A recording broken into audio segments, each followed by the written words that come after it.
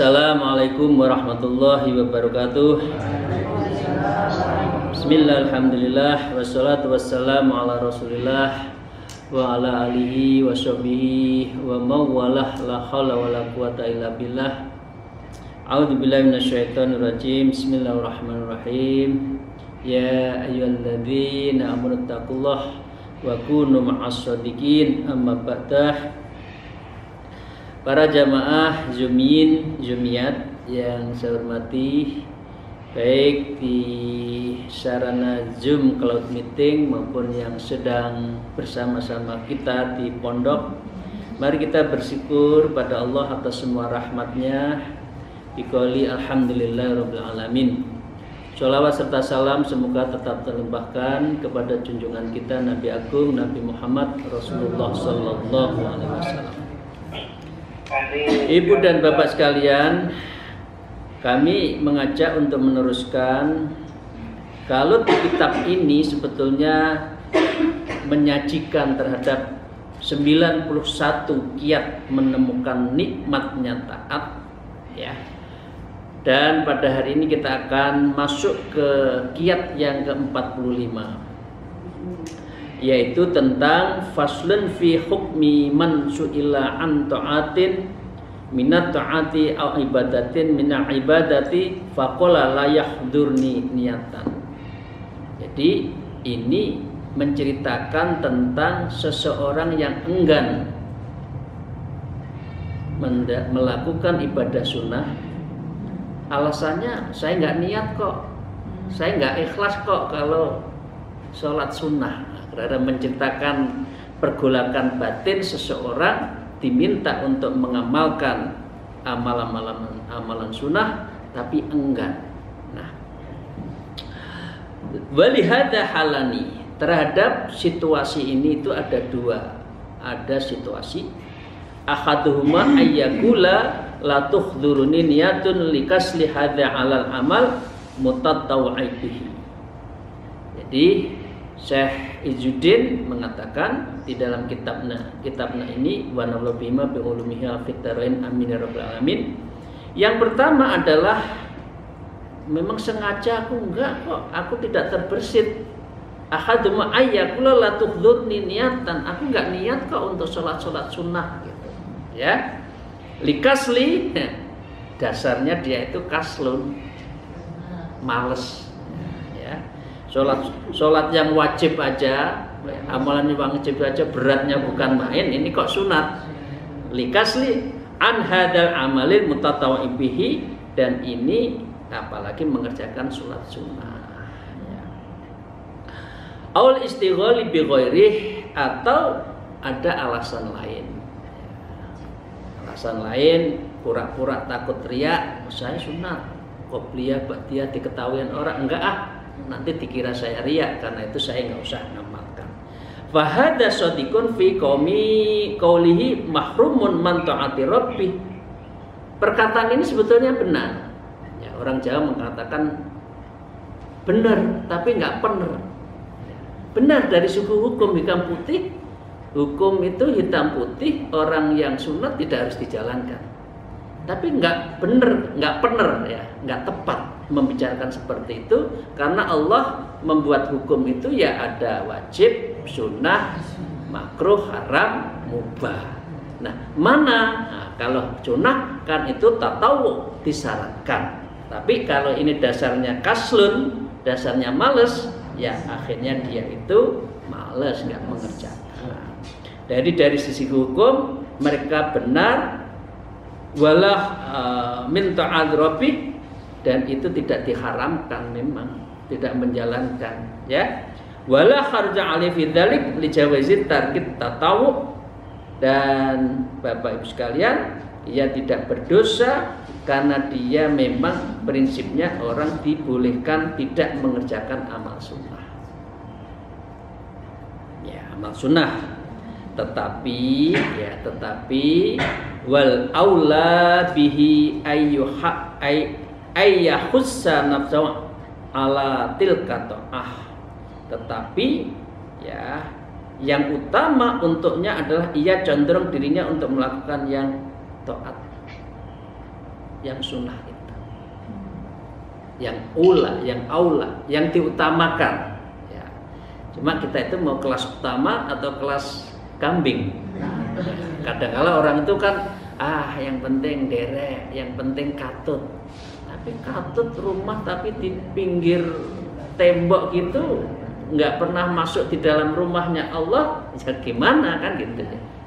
Jadi orientasi yang minimalis seperti itu dalam hal ibadah seharusnya dikurangi ya.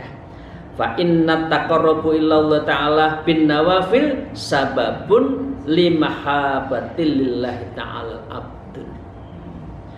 Fa inna taqarrub, karena sesungguhnya mendekatkan diri kepada Allah bin nawafil dengan menjalankan yang sunnah-sunnah tadi, sababun menjadi sebab limahabbatillahi ta'ala abdun, yaitu sebagai sebab seseorang itu mencintai Allah, mahabbah ilallah. Kita mencintai seseorang, aku cinta padamu, kita kan, tapi nggak pernah nyambangi, nggak pernah nyapa, nggak pernah nice dream ya, kalau malam kan mimpi indah, misalkan nggak disapa, gimana orang itu akan menunjukkan betul cinta? Tapi begitu setiap saat sholat ada qobliyah ba'diyah, kalau malam ditambah lagi 7 kali sholat macam-macam itu berarti apa? Sababun limahabbatillahi ta'ala abdun. Ini adalah menjadi sebab seseorang mahabbah kepada Allah. Orang kalau sudah mencintai dan dicintai, kurang apa? Semuanya akan diberi. Ya. Artinya kalau kita doa-doa kita belum tentu dikabulkan, ya jangan-jangan kita itu setengah hati mencintai Allah, lupa gerbutu itu. Ya, dia hanya butuhnya saja, baru ketemu Allah. Seperti manusia ini udah 10 tahun enggak pernah ketemu, tahu-tahu ke rumah, ujungnya Pak begini, ini akan ada udang dibalik rempeyek.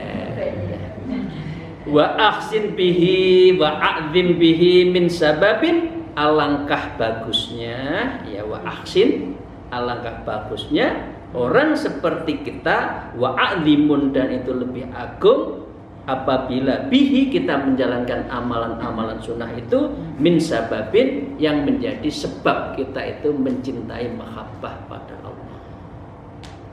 Mahabbah itu caranya itu tingkat 3, ibu dan bapak sekalian. Yang pertama di dalam ilmu tasawuf itu adalah riyadhah dulu. Ya, kalau orang tidak pernah riyadhah, tidak pernah tirakat, tidak pernah mengendalikan hawa nafsu, gimana mencintai Allah? Yang kedua mujahadah. Ya, nanti ibu-ibu mujahadah, ya, malam, tengah malam itu kan mujahadah. Wajahidu fisabilihi la'allakum tuflihun. Nah, habis itu ngamalkan namanya mujahadah, dan juga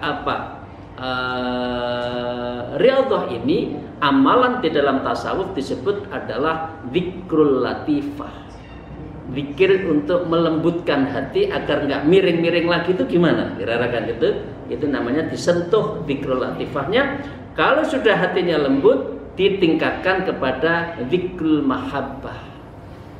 Mahabbah di tahap awal ada 3. Ada namanya Ingat, af'al, sifat, ma'iyah. Nah, itu berarti kalau orang itu kena hatinya, dikedepin saja sudah saling jatuh cinta. Nah, itu dalam aspek manusia ya. Tapi kalau hati kita masih keras, walaupun I love you, aku cinta padamu, enggak deres, enggak ngefek. Tapi kalau hatinya sudah dilembutkan, sudah mujahadah, sudah riyadhah, mahabbah, maka menemukan arti cinta kita itu kepada Allah. Apa instrumennya? Instrumennya adalah memperbanyak ibadah sunnah. Jadi adabnya orang Solo itu adalah memperbanyak sholat sunnah. Ya, ini yang pertama. Yang kedua, Bapak Ibu sekalian, para salikin dan para jamaah, as-saniyatu alla yaqu ya'uqahu an tilka ta'ati aik. Jadi sebetulnya tidak ada penghalang yang menghambatnya untuk menjalankan ketaatan dengan ibadah sholat sunnah tadi. Wa yaqulu la tahduruni niyah. Saya memang sengaja tidak mau niat, tidak ada niat, tidak ada kesengajaan, tidak ada motivasi untuk melakukan ibadah sunnah. Nah, pengertian niat di sini adalah mengerjakannya karena ikhlas. Ya nggak ada. Li'annahu lam yu'mar bitarkil amal, ya Bapak Ibu sekalian, li hurubil ikhlas. Seringkali yang menjadi orang males ibadah sunnah itu dia apa?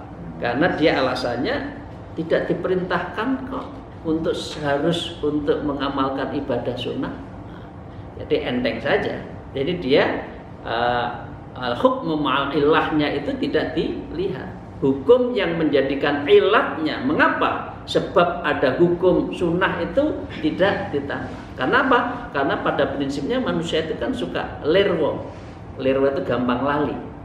Nah, untuk menutupi dari apa kekurangan yang wajib itulah ditambah dengan sholat sunnah. Kemudian dia mengatakan layakulu, dia mengatakan la tahdurunin niyah, aku nggak mau kok nambah sholat, nambah ibadah sunnah itu. Okay.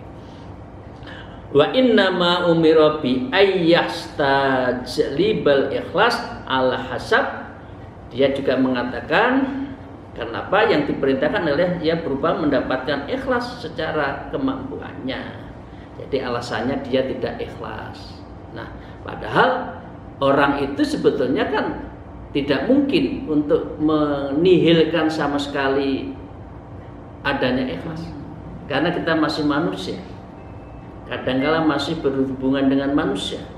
Nah, jadi alasannya karena kami tidak ada keinginan ikhlas, ya udah nggak usah sekalian, kira-kira gitu ya.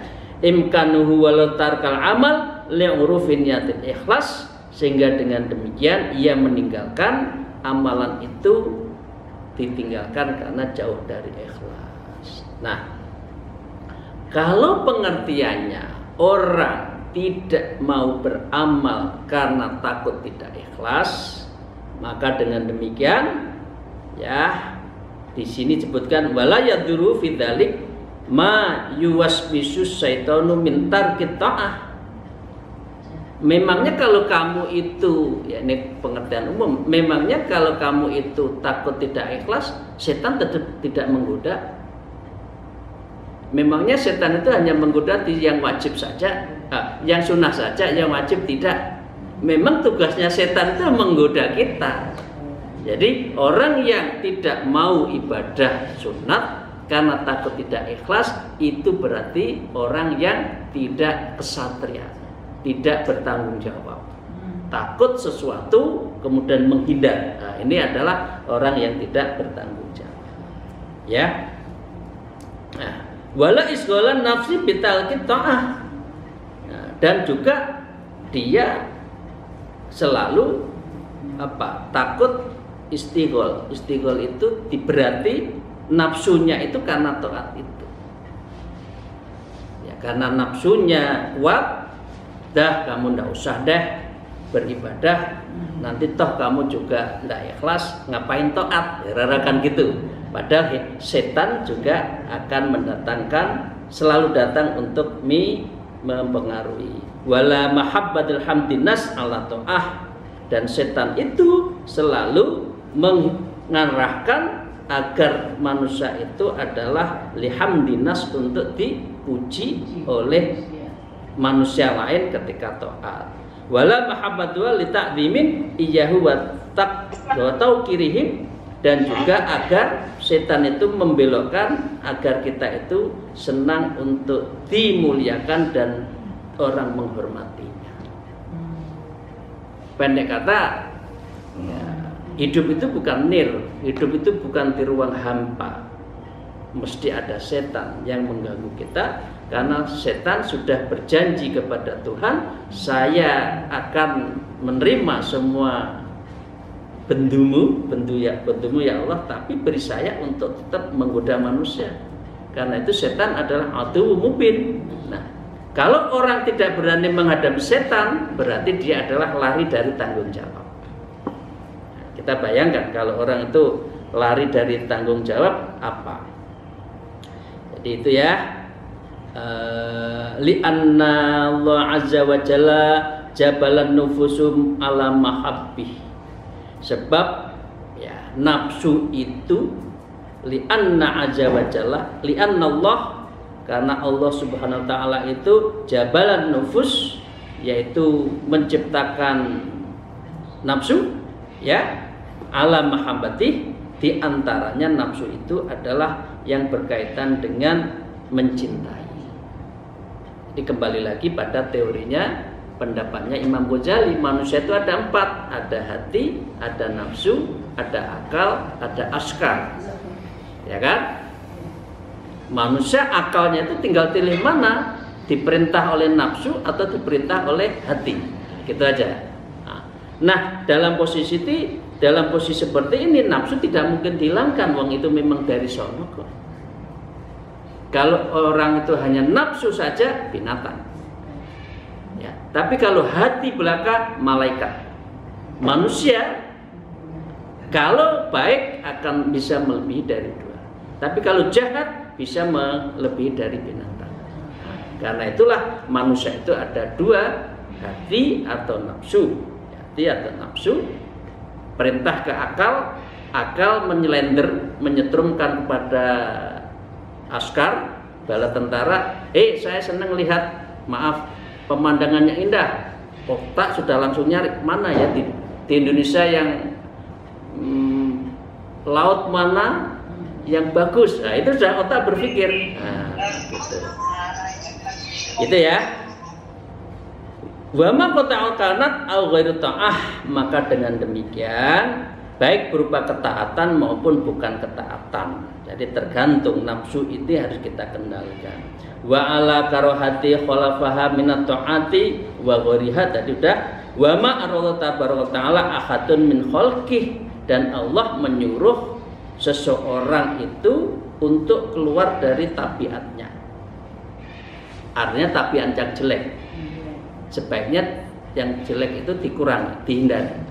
Tapi untuk menghindarkan tabiat manusia yang asli, misalnya dipuji, disenangi, maaf ya, orang kadang-kala mencintai seseorang itu kodrat. Cuma mencintai yang bagaimana? Kalau sudah punya orang lain ya masa dicintai. Tapi melihat orang begini, orang begitu, yang laki perempuan, kodrat. Senang itu kodrat, karena memang dari sana Allah menciptakan rasa di dalam diri manusia. Tapi yang jelek, hindari.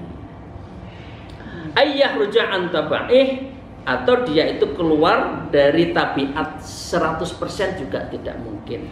Idla qudratul abdi ala dalik, maka dengan demikian ya Allah tidak menyuruh ya semuanya itu untuk menghindari kodratnya.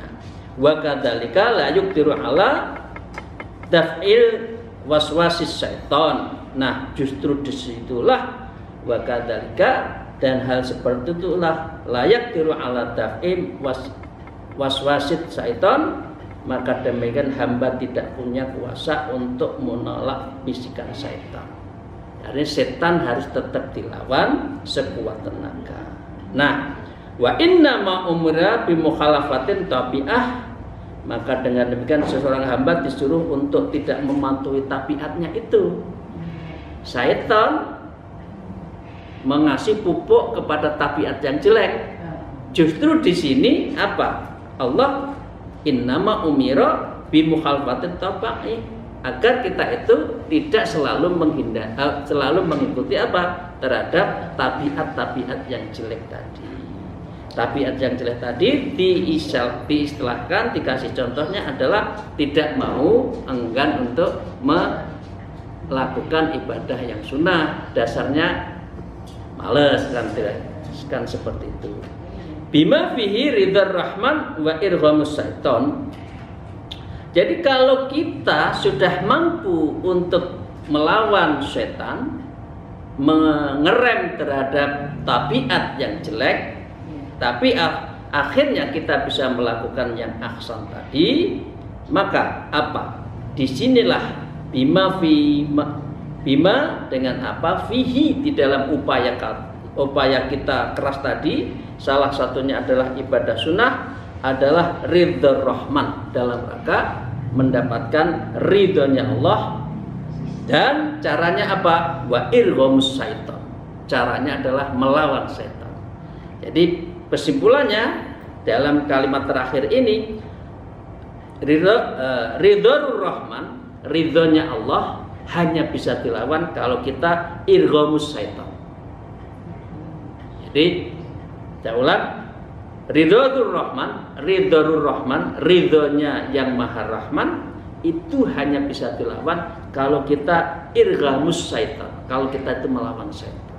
Karena setan itu adalah aduwwum mubin, dan karena itu tidak sepantasnya kalau kita itu berkolaborasi, bekerja sama dengan setan. Dan setan itu selalu berhubungan dengan nafsu, nafsu itu hubungannya dengan maksiat, dan nafsu itu mesti amarah bisu, selalu mengajak kepada sesuatu yang yang jelek. Demikian para Bapak Ibu sekalian, kita sudah masuk ke 45 kiat dalam rangka menjadi pegangan kita untuk mendekatkan diri kepada Allah Subhanahu wa taala.